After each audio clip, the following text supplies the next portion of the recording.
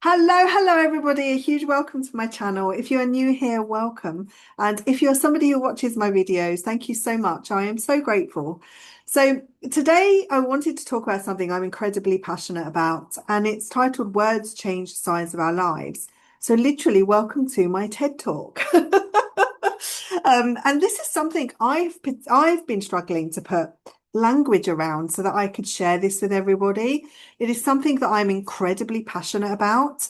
Um, Through all of my founder work, whether I'm looking at the business, whether I'm looking at the founder journey, whether I'm even looking, and working with people who are on their parenting journey, relationships, life journey, one of the most obvious things that I hear when I am listening is the words that people use, but not just kind of the words literally, but the meaning somebody is associated to the words that they're using. Words literally create story, and we live inside stories every single day. And those stories will determine whether we're going to contract from life or whether we're going to expand. They're also going to determine the size of the life that we allow ourselves to actually experience. And many people are kind of kept within a box. They're within a box that have either been placed with through inherited language, or they have placed themselves there, because they have created beliefs, narratives around maybe different situations or experiences that they've had so far throughout their life. And one of the things I notice more and more is that, especially as you move through your life journey, there comes a point when you kind of go, you know what? I don't want to do that anymore. Like, I'd like to return to maybe the person that I know I want to be. I want to return to something and be somebody that I really love. And amazing, absolutely amazing. That's a different video, and I will talk about that separately. But I think a lot of that is actually having the awareness to question the language that we were given from when we were children. Now, I am somebody who actually didn't learn English until I was 6 years old. For the first 6 years of my life, I spoke Greek. My mum and dad spoke Greek. My mum was born in England and my dad was born in Cyprus. So I literally, as the firstborn, they spoke to me in Greek. And so I had this duality, right? Where I was spoken to in Greek. I did also understand English from my mum, but predominantly the only language I spoke was Greek, which sometimes makes for quite a hilarious sort of situation with my husband, because even though now I'm 48 years old and I am very proficient in English, I write, I speak, it is literally my what I call my first language now. But there'll be sometimes still, even now, where I will say something which is a literal interpretation of Greek. So when we talk about opening the light, because the literal interpretation for Greek is open the light. And when I say that to my husband, oh, can you open the light? He's like, no, I can't open the light, Effie, I'll get an electric shock. And I'm like, oh, for goodness sake, just turn it on. Like, so it's really interesting that even now, my experience of language from when I was very, very young still shapes how I can communicate to this day. Now, I want to have a look at very specific examples. Those who are in my close circle, they often hear me on my soapbox talking about the word small business versus independent business. And that's one of my most literal examples because I think it resonates so deeply with people. Originally, the word small business obviously came from the distinction between small, medium, and enterprise business. And that's amazing, right? From a distinction point of view, until we started to move beyond definition, until we started to actually lend story to the word. And suddenly, smalls turned into little. Small meant I can't compete. Small meant I'm not going to grow as quickly. Small meant it's just me over here doing this thing on my own. All of those are empowering and amazing and incredible and courageous and resilient. There's so much resilience in that journey. And yet here we are out in the world and we keep saying, I've got a small business. My business is little, right? Yet there is nothing small or little about the business that you are building. And so the moment we shift that language to independent business, not only do we shift the words that we are using, but we are shifting the story we live inside of. And therefore, we shift what we believe is possible for ourselves. Another example I love is the word freelancer. Now, I've been thinking a lot about this. And if I just pause for a minute and I ask you, when I say the word free, what do you think of? I asked loads of different people this question before I kind of like got on my soapbox again and started talking about this. And it was so interesting because it was a split camp, right? I had people who were talking about free as a concept. something for free, that they were actually getting something for nothing, essentially, in their mind. It was a bargain, it was free, right?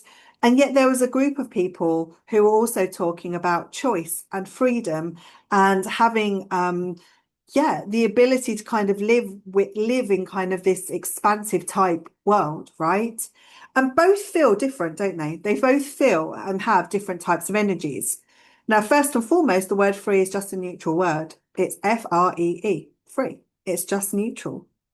But depending on the lens that you associate to it, will depend on whether you are in camp A, it's a bargain, it's something that I get for free, or whether you're in camp B, and actually I use the word free as something that's expansive and choice. Neither is wrong, neither is right. It just is. They are just meanings that we have learned along the way to associate with the word free. Now, if you take this a little bit further and we look at the service of a freelancer, I've had many people sit on this sofa behind me who are freelancers and all talk about the services, the incredible services that they offer. Talented graphic designers, talented copywriters, talented social media experts, content creators, right? Incredible talent. And then they start telling me a story. And the story often talks about not being paid properly or being afraid to kind of price their worth. Or there is stories about boundaries and people taking more from, asking more of them than they are prepared to give. And it's really interesting because the moment I sit and I start asking them about the word freelancer, we start to unpack the word free. And we find that often they're living inside a story that their subconscious believes about the word free. And at some point, life taught them that. At some point, life told them and affirmed to them that free either meant a bargain, something that wasn't very valued, it was just free, versus free in terms of freedom, curiosity, choice, something expansive. And the moment we see that, there is this aha moment that drops in. And you can almost see people kind of go, oh, well, what do I do? And so I get them to try on something different. And that could be, for example, an independent consultant. Same service, different wrapper. Same service, different story, right? So now we're living inside the container of an independent consultant. What does that mean? How do you view the word independent? How do you view the word consultant? And most people will try it on like a piece of clothing and they'll be like, actually, you know what? This fits. And you can almost see them grow a few inches because suddenly they're empowered. This word means empowerment to them. This word means actually, I can be me. I've got gifts that I can share with the world. Yeah, you could also have a look at the word independent and have a completely different story. But for most of the part, most people kind of go, oh, that feels a lot like me. Yeah. And I think as well, it's also the language you use in exchange. So one of my most favorite words is thank you. So I was sitting on the train, on the floor of a train, a number of years ago, and I was actually wondering how I was going to get up off the floor. And this lady walked past me with the most beautiful red shoes. And I remember kind of sitting there going, oh, wow. And I love shoes. So I was like, your shoes are beautiful. And she was like, oh, yeah, these old things. And then she just carried on. And I was like, oh, that's so interesting. And it stuck with me. Now, granted, we were in a busy train and she may not have wanted to talk. But in that moment, she rejected the compliments. These old things, brushed them off, like she wasn't worthy of receiving this compliment. But had she used the word thank you, not only would it possibly have expanded the conversation, but it would have expanded something within her and her receivership, i.e., something I've just had a really, a nice compliment. Thank you. I accept it. It's something that's I'm going to hold in here, and actually I'm going to now expand from. And maybe she would have hopefully gone on and, maybe paid the compliment forward, or just it might have just put a smile on her face, right? Now there are lots of different kind of anomalies there in that sort of situation, but my point is that also how we receive language is just as important as the language that we live inside of, because it's all part of the same thing. And at the end of the day, words really are just neutral, much like, even the beliefs that we hold, right? A lot of that is neutral, but it all is all kind of laced with story. We inherit words long before we have the awareness to question them, right? They arrive often wrapped in love, encouragement, well-intended advice, humor, you know. But here's the thing, the words that shaped you aren't fixed.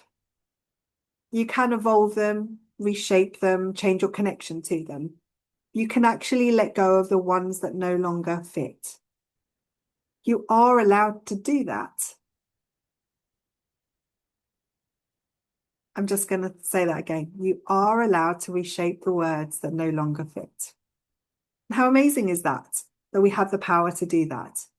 And when we do that, the knock-on effect is that it reshapes our story, which then knock-on effect then reshapes the actions that we believe that we can take for ourselves, and therefore go on to the dreams and possibilities that we allow for ourselves.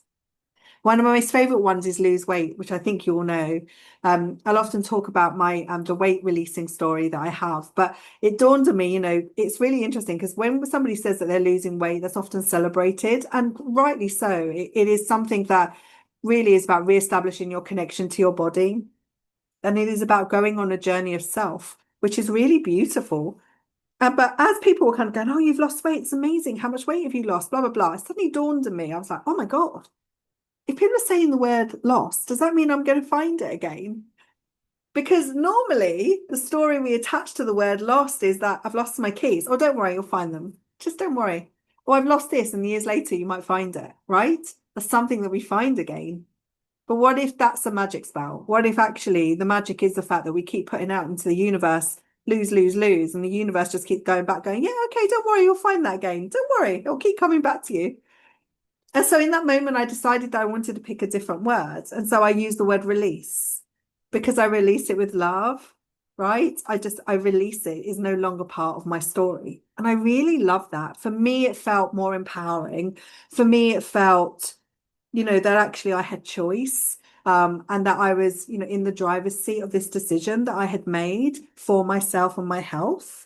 And so, every now and then I'll still trip up and say the word lose, but I'll auto correct quite quickly. But that's how deeply ingrained it is into our subconscious, because actually we grew up probably understanding. Like I had my grandma, she constantly throughout her whole life, that was the thing with her. It was all about losing weight. So from a very little girl, all I ever heard the story about was how she needed to lose weight.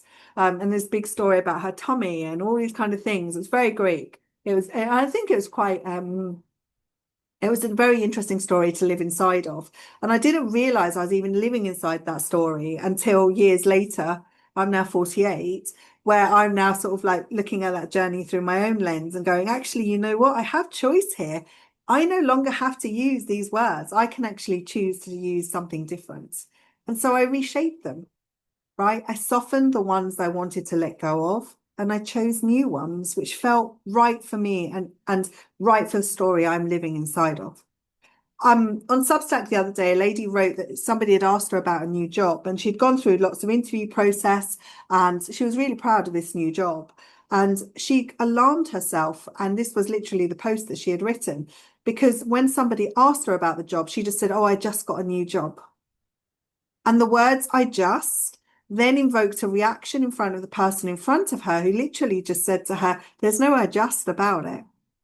And she was alarmed because she was like, "Oh my gosh, how many other phrases and words am I using? What should I use instead?" And it was really interesting because everybody rallied on the post. And one of the main things was you have awareness now. Once you see it, you can no longer, you can't unsee it, right? Once you see it, you can't unsee it. And that's what awareness is. You are literally shining a spotlight on something, and then you start to ask the questions. How does it feel? Is this something I want to continue living inside of? What's an alternative? Now, I can give you a whole list of words, right, as an alternative, but at the end of the day, those words are just neutral. You can be free. You can live outside of the box that you have created for yourself through the language you use every single day. But you do that by first shining the spotlight and understanding that actually, hang on a minute, I have choice. I can actually do this. I can change what I'm using. And I'm here to tell you, yes, you absolutely can. Truly, you absolutely can. So there you go. That's my video for today. I'd love to hear your thoughts. questions, anything like that. And, this is not literally about words. Often this is about the meanings we associate. And just have a look, think about it as you move through your day. Just observe yourself, observe others. That's often easier because you can't see yourself from inside the bottle, if you like. But, observe and just see if you can hear what they are actually not saying in the words that they're using, or whether they're actually giving you a lens, a hint to a story that they are living through the words that they're using. This is something I'm absolutely obsessed with. I love it so much. It is at the heart of my work, but it has taken me many, many, many years to actually find the language to enable me to actually even come out and talk about it with you. All right. I send you all much love. Thank you so much for being with me today, and I will speak to you all very soon. Take care, everybody. Bye.